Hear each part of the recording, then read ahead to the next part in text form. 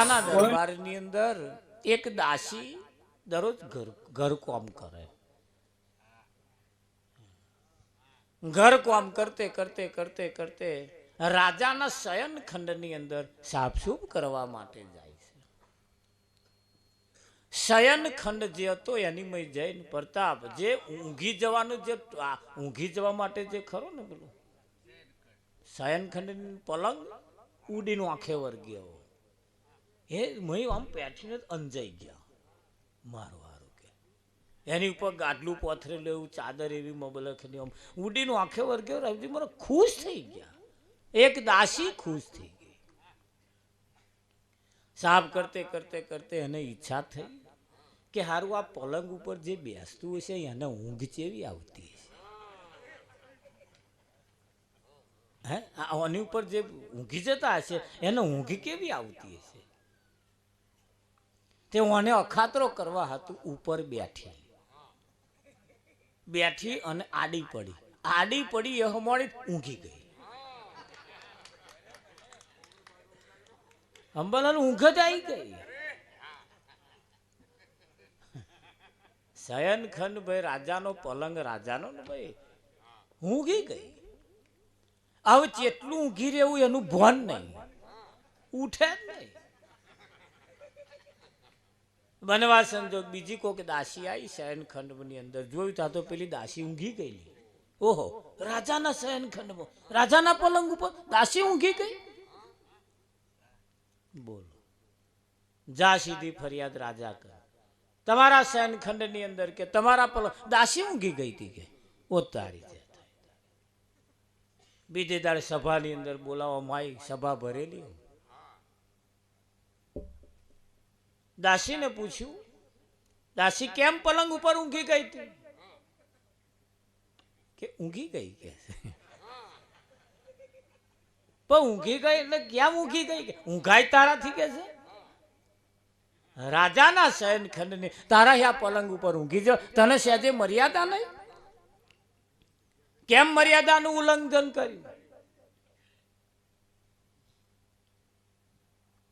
દાસીએ બે હાથ જોડ્યા કે ભૂલ થઈ ગઈ મારી. અરે ભૂલ થઈ ગઈ એટલે કે છે એની સજા શું છે તને ખબર છે? પ્રધાનને બોલાય કયા એને 10 કોયડા મારો કે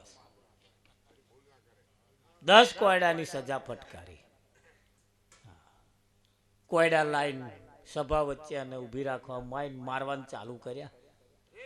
અંબાલાલ 5-6 કોયડા માર્યા, રડવા મંડી. ઓ બાપા મને ના મારશે, ઓ બાપા મને ના મારશે, ઓ બાપા મને ના મારશું કહેવા લાગી. આજીજી કરે, બચાવો બચાવો બચાવો બૂમો પાડે. એક હાથમાં કોયડો માર્યો અને ખડખડાટ અહવા લાગી. અંબાલાલ ખડખડાટ અહવા લાગી. પછી માર્યો ને ખડખડાટ અહવા લાગી. રાજાએ કહ્યું ઉભારો ઉભારો ઉભારો ઉભારો. આ 6 કોયડા માર્યા તારે તું હતે રડતી હતી, બચાવો બચાવો કરતી હતી અને હાથમાં પડ્યો એટલે તું અહ શું કેમ? કઈ વાતનો તને અહુ આવે? કઈ વાતનો તને આનંદ હોય એ જ હે ને? જોજો અહીં કેટલાય નહીં હસતા હોય. ઘેરથી ડૂમો લઈને આવ્યા હોય શું?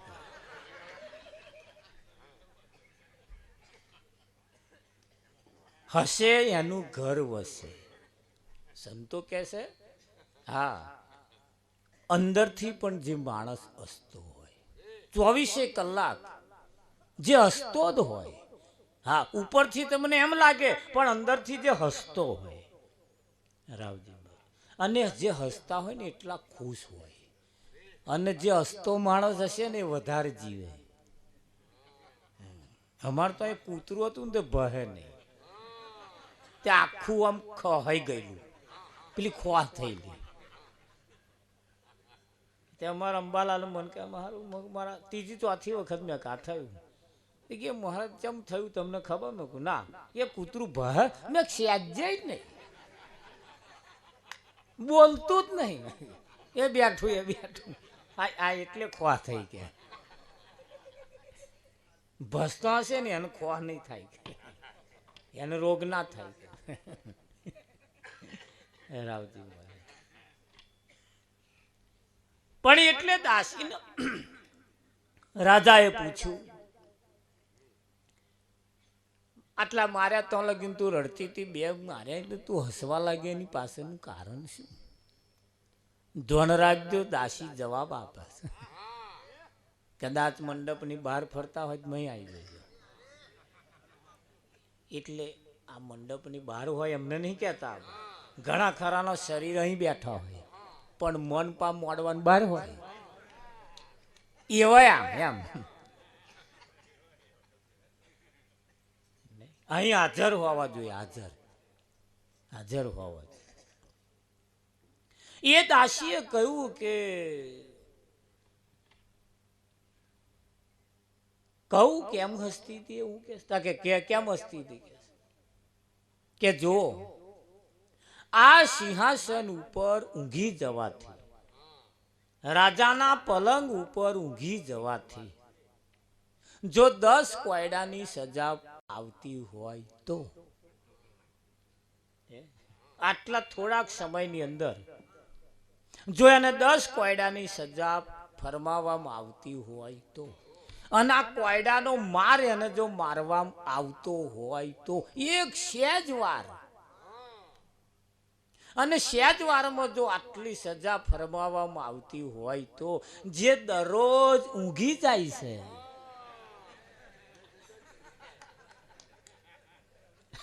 જે દરરોજ આમાં ઊંઘી જાય છે એને કેટલી સજા થશે કે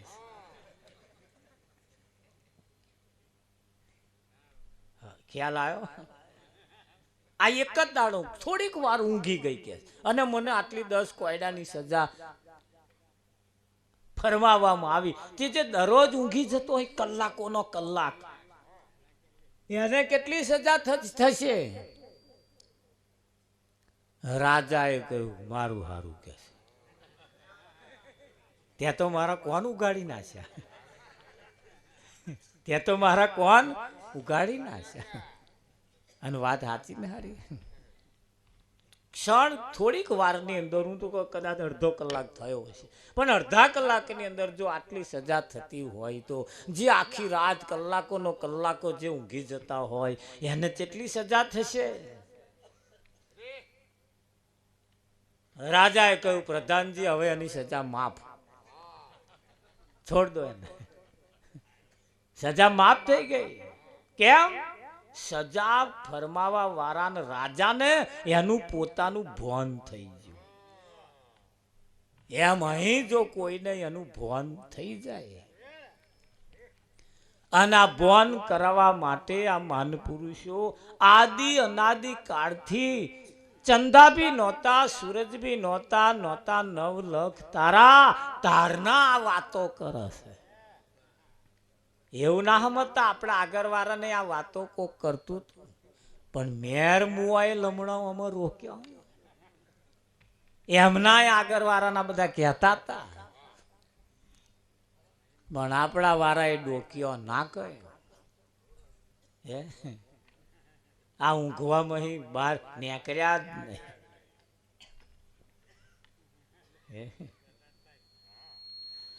સંસારમાં સુખ લેવા ગયા પછી જીવા ભાઈ હલવાળા રે,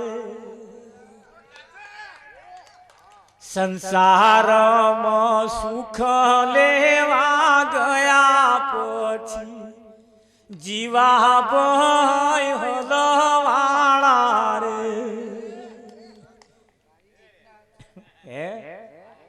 પુરવાની મોડી ખોઈ બેઠા પછી જીવા ભાઈ હલવાળા રે. કઈ પુરવાની મૂડી ખોઈ બેઠા પછી જીવા ભાઈ હલવાળા રે. સંસારમાં સુખ લેવા ગયા પછી જીવા ભાઈ હલવાળા રે. હવે એવા હલવાયા છે, હવે નહીં ઘરના કે નહીં ઘાટના, એવા હલવા. એમના મનમાં એમ હતું કે આમાં સુખ હશે, આમાં સુખ. રોંડ્યા રડે છે જોને ખેદ ઘણો થાય છે, ગબડે ના ગાડું પેલા પરણ્યા પસ્તાય છે, જોઈ તો રહ્યા છે કુંવારા, બુझे ના દિલ કેરા લારા, કે સુખ તને સોમ દેખાય છે. રોંડ્યા રડે છે જોને ખેદ ઘણો થાય છે. આ રંડાયા પછી ખબર પડી કે ભગત ને તમા કાચી હતી તાર વાર હારું હતું. મેં ચમ 4 ટાઈમ ચા તમાર કાચી પાતી હતી. મેં 4 છોકરા વહુ ઘેર છે. કે શું વાત કરું મહારાજ, અમથો રકે બે ખખડાવે. મારા મનમાં રકાબી ખખડી ચામેલી છે, જવું તાર આઈ જા તો લગે.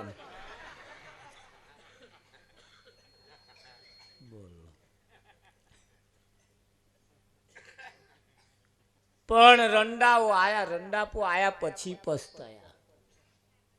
અતો તારે એમની કિંમત ના કરી, ના હાચવ્યા એમને.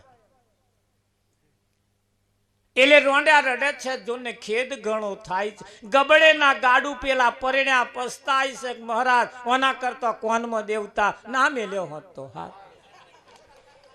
હા ધંધા એમ 13 તૂટે, ટકાની ઓલી હોજે 13 ઓના માંગે.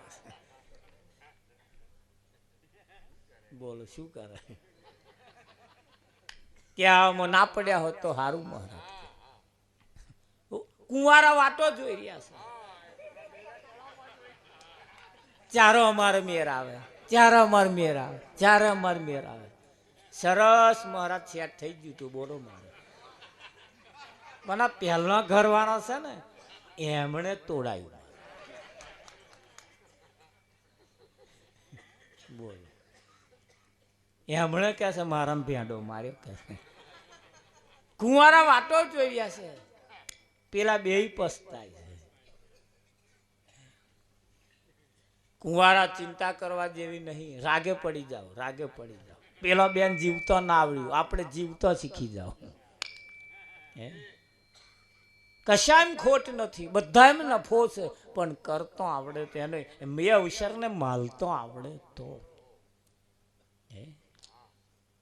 અવસરને માલતો આવડે તો બાજી તમારા હાથમાં છે. અને બાજીને વૈરાગી મહારાજ કહે છે કે ભાઈ આ સપના જેવો છે સંસાર. અહીંયા આગળ જો સુખ ખોરતા હોય તો મળવાનું નથી, કોઈને મળ્યું નથી. અહીંયા આગળ સુખ કોઈને મળ્યું. સુખ તો સદગુરુના શરણમાં છે. સુખ તો સદગુરુના શરણમાં છે.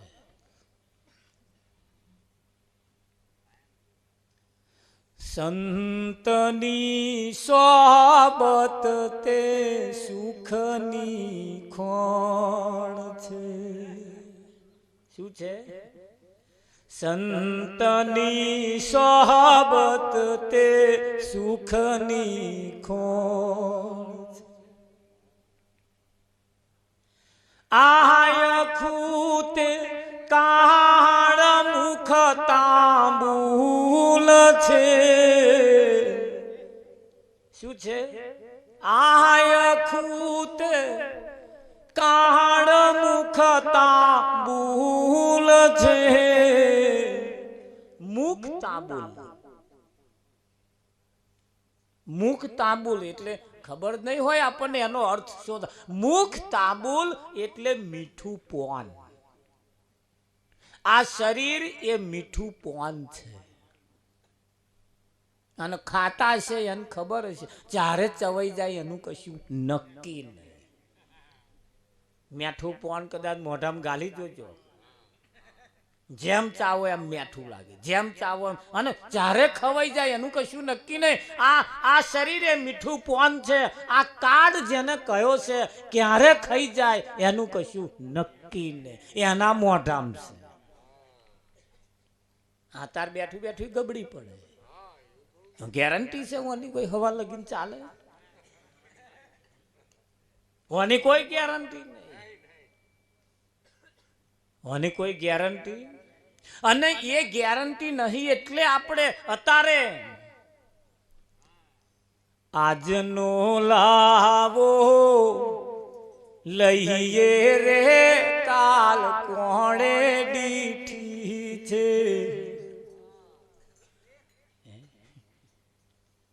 ગુરુના ગુણલા ગઈએ રે કાલ કોણે દીઠી છે. પ્રભુના ગુણલા ગઈએ રે કાલ કોણે દી